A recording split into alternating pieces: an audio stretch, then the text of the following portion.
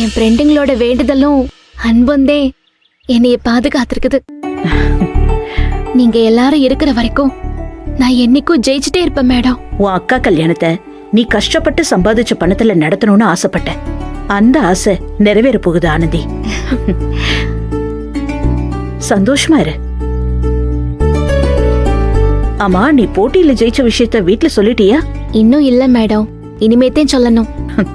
முதல்ல அவங்க கிட்ட சொல்லு, ரொம்ப சந்தோஷப்படுவாங்க. இந்தா போ. டாடி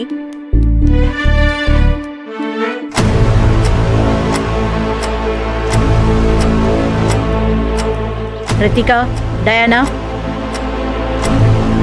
நீங்க வாங்க.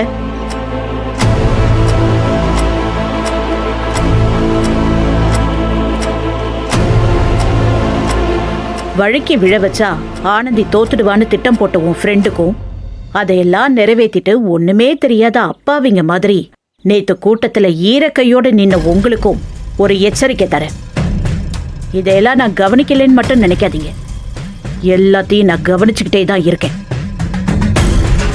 ஒரு காரணத்துக்காக நான் அமைதியா இருக்கேன். என்ன வெடிக்க வச்சிடாதீங்க. ஐயோ மேம், நிஜமாவே அதுக்கும் எங்களுக்கு எந்த சம்பந்தமும் இல்ல. இத நீங்க தான் செஞ்சீங்கன்னு இந்த ஹாஸ்டல்ல இருக்கிற எல்லாருக்குமே தெரியும். ஆனா நீங்க ஆனந்திக்கு பண்ணது உபத்திரவம் இல்ல, உதவிதான். நீங்க அவளை தடுக்க நினைச்சதுனாலதான் அவ ஜெயிக்க ஆரம்பிச்சிருக்கா.